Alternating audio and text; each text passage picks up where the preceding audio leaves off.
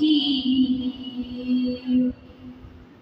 بسم الله الرحمن الرحيم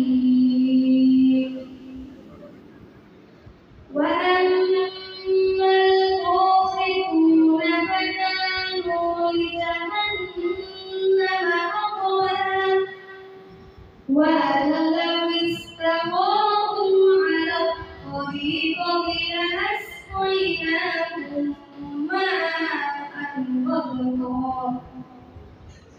لنفتنهم فيه ومن يعرض عن ذكر ربه يسلكه عذابا صعدا وأن المساجد لله فلا تدعوا مع الله أحدا وأنه لما قام عبد الله يدعوه كانوا يقولون عليه لبدا صدق الله العظيم السلام عليكم ورحمة الله وبركاته पैगंबर मूसा अलैहिस्सलाम अल्लाह पाक रब्बुल आलामीনের কাছে আরজ করে আল্লাহ আমার অনুসারীর মধ্যে আমার উম্মতের মধ্যে সবচেয়ে গুনাহগারকে সবচেয়ে খারাপ ব্যক্তিকে আমি একটু দেখতে চাই।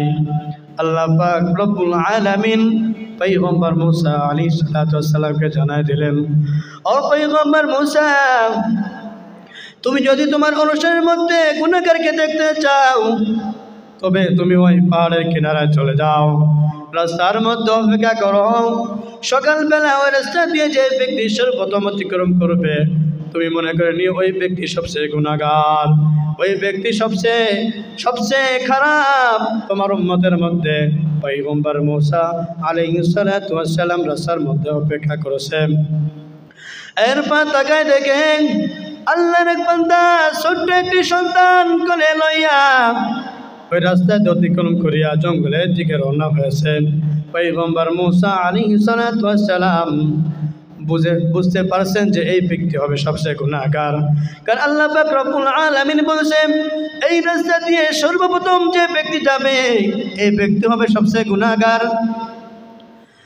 এরপর পয়গম্বর मूसा আলাইহিসসালাম আল্লাহ তাআলার কাছে বলেন, আল্লাহ সব থেকে খারাপ ব্যক্তিকে দেখতে চাইলাম, তুমি দেখার সৌভাগ্য আমাকে দিয়েছ, কিন্তু মনের মধ্যে আরেকটা চাই যে আমার উম্মতের মধ্যে সবচেয়ে নেককার বান্দাকে, এই ব্যক্তিকে আমি একটু দেখতে চাই।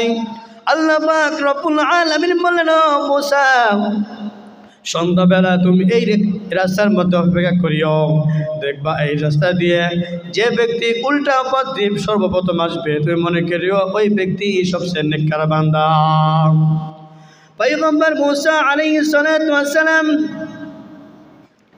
সন্ধ্যার পূর্বে এই রাস্তার মধ্যে অপেক্ষা করেছে, এই রাস্তা দিয়ে যে ব্যক্তি যাবে সেই ব্যক্তি হবে সবচেয়ে নেককার বান্দা, তার আমলনামায় কোনো গুনাহ থাকবে না।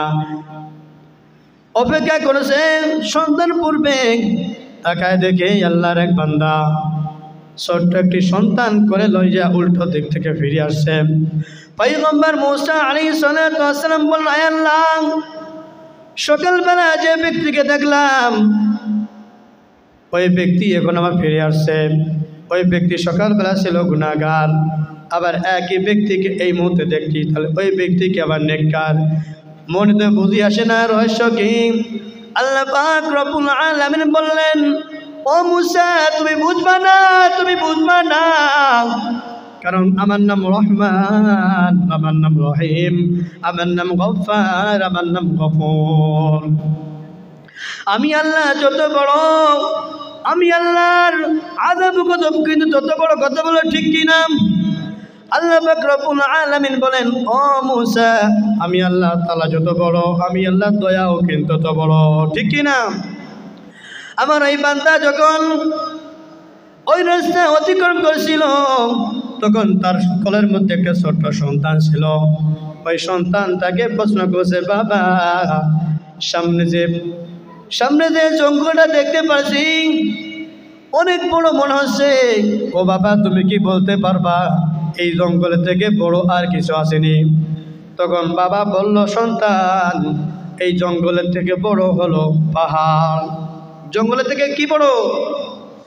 বাবা এই সন্তানকে বলছে, সন্তান, এই জঙ্গলের থেকে বড় হলো পাহাড়। এরপরে সন্তান আবার প্রশ্ন করলো, বাবা, পাহাড়ের থেকে আর কি আছে বড়, আমি একটু জানতে চাই। তখন বাবা বলল, সন্তান, পাহাড়ের থেকে বড় হলো আসমান। এরপরে সন্তান আবারও প্রশ্ন করলো, বাবা, আসমানের থেকে বড় আর কি আছে, আমি একটু জানতে চাই। তখন ওই বাবা বলেছিল, আসমানের থেকে বহু গুণে বড় তোমার বাপের পাপ।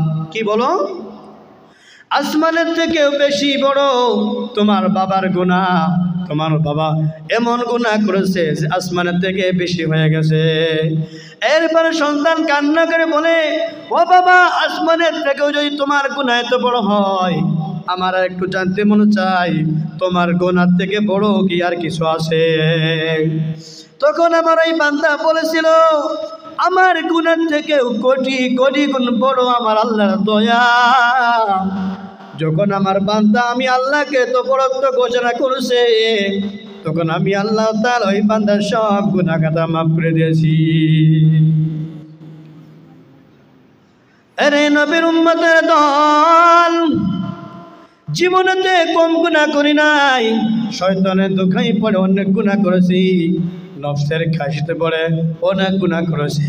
আল্লাহ পাক রব্বুল আলামিন বলেন, কুল ইয়া ইবাদিয়াল্লাযীনা আসরাফু আলা আনফুসিহিম লা তাকনাতু মির রাহমাতিল্লাহ ইন্নাল্লাহা ইয়াগফিরু যুনুবা জামিআ ইন্নাহু হুয়াল গফুরুর রহিম। আল্লাহ তাআলা বলেছে, বান্দা, তোমরা যত বড় গুনাহ করো না কেন, যদি তোমরা দিলের থেকে মনের থেকে আমার কাছে ক্ষমা চাইতে পারো, আমি আল্লাহ তাআলা অবশ্যই তোমার সব গুনাহ মাফ করে দেব। এই জীবনে না করিলাম বন্দেগী, গুনাহ করে কাটাইলাম জিন্দেগি, গুনাহ করে কাটাইলাম জিন্দেগি। তওবা করি আবার তওবা ভাঙ্গিলাম, তওবা করি আবার তওবা ভাঙ্গিলাম, অবশেষে খাঁটি তওবা করিলাম, অবশেষে খাঁটি তওবা করিলাম। ঠিক কিনা? জীবনে তো কম গুনাহ করি নাই, আজকের এই মজলিস থেকে তওবা করতে হবে। আল্লাহ, অনেক গুনাহ করেছি, আয় আল্লাহ, আমার গুনাহ থেকে তোমার দয়া অনেক গুণ বেশি, কারণ তোমার নাম রহমান, তোমার নাম রহিম, তোমার নাম গফফার, তোমার নাম গফুর। আয় আল্লাহ, আপনি আমাদেরকে এই মজলিস থেকে একদম নিষ্পাপ বানাইয়া এখান থেকে বাড়িতে ফেরায়েন। এনে নবীর উম্মতের দল, পয়গম্বর মুসা আলাইহিস সালাতু ওয়াস সালাম রাস্তার মধ্যে দিয়ে হাঁটছে, হঠাৎ তাকায় দেখে আল্লাহর এক বান্দী গোরস্থানের মধ্যে কান্না করেছে। আল্লাহর এক বান্দী গোরস্থানের মধ্যে কোমরের পাশে বসে কান্না করেছে। পয়গম্বর মুসা আলাইহিস সালাতু ওয়াস সালাম একটু লক্ষ্য করলেন, ওই মহিলা কান্না করেছে, এমন ভাবে কান্না করেছে, ও সন্তান, তুমি আমাদের ছেড়ে এত দূর তো চলে যাবে, আমাদের জানা ছিল না। তুমি দুনিয়াতে বিবাহ করতে পারলে না, যৌবনের সময়টাও কাটাইতে পারলে না, এমন বলে বলে ওই মহিলা কান্না করেছে। পয়গম্বর মূসা আলাইহিস সালাতু ওয়াস সালাম গোরস্থানের মধ্যে আসিয়া বলল, বুড়িমা আপনি কেন কান্না করেছেন? তখন ওই বুড়িমা বলল, ও জামানার পয়গম্বর মূসা, আমি কান্না করেছি এই জন্য আমার সন্তান মারা গেছে, সন্তানের মাই আমি ভুলতে পারছি না, এই জন্য আমি কান্না করেছি সন্তানের কবরের পাশে বসিয়া। তখন বলল, ও বুড়িমা আপনার সন্তানের বয়স কত বছর? তখন ওই মহিলা বলল, আমার সন্তানের বয়স মাত্র 350 বছর। কয় বছর? ওই বুড়িমা বলছে আমার সন্তানের বয়স মাত্র 350 বছর, এত ছোট সন্তান চলে গেছে, এই জন্য আমি সন্তানের মায়া ভুলতে পারছি না, এই জন্য সন্তানের কবরের পাশে বসিয়া কান্না করেছে। পয়গম্বর মূসা আলাইহিস সালাতু ওয়াস সালাম বলে দিলেন, ও বুড়িমা আপনি সন্তানের জন্য কান্না করেছেন, আপনি কি জানেন শেষ জামানার উম্মত কতদিন দুনিয়াতে হায়াত পাবে? এরপর বললাম শেষ জামানার উম্মত মাত্র 60 থেকে 70 বছর হায়াত পাবে। কয় বছর বলো? 60 থেকে 70 বছর। আর আপনার ছেলে তো 350 বছর দুনিয়াতে ভাসিয়া গেছে, এরপরও আপনি আপনার সন্তানের জন্য কান্না করেন, কিন্তু শেষ জামানার উম্মত দুনিয়াতে বাঁচবে মাত্র 60 থেকে 70 বছর। এই কথা শোনার পর ওই মহিলা কান্না বন্ধ করে দিয়েছে। কি বলেন?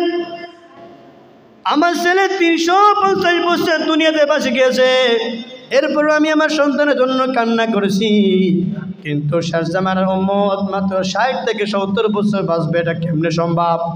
ও জামানার মূসা, তখন তো ওই 60-70 বছর যারা বাঁচবে তারা তো দুনিয়াতে কিছুই করতে পারবে না। পয়গম্বর মূসা বলেন, না না, শেষ জামানার উম্মত যখন দুনিয়াতে আসবে তখন তারা দুনিয়ার মধ্যে বড় বড় ইমরাত তৈরি করবে। এরপর ওই বুড়িমা বলল, তাহলে তো হয়তো তারা অনেক আমল করবেন, ওই 60-70 বছর তারা খুব মনোযোগ সহকারে আমল করবে। পয়গম্বর মূসা বললেন, না না, তখন তারা দুনিয়ার পাগল হয়ে যাবে, আল্লাহকে ভুলিয়া গিয়া তারা দুনিয়ার পাগল হয়ে যাবে, দুনিয়াকে নিয়ে ব্যস্ত। আমার আপনার মায়ের নই বলেন শেষ জামানার উম্মত এমন হবে, বিভিন্ন রকমের পোশাক পরিধান করবে, উৎকৃষ্ট খাদ্য গ্রহণ করবে। নবীজি সাল্লাল্লাহু আলাইহি ওয়াসাল্লামকে এক ব্যক্তি প্রশ্ন করলেন, ও পয়গম্বর, আপনার উম্মতের মধ্যে সবচেয়ে খারাপ ব্যক্তি কারা?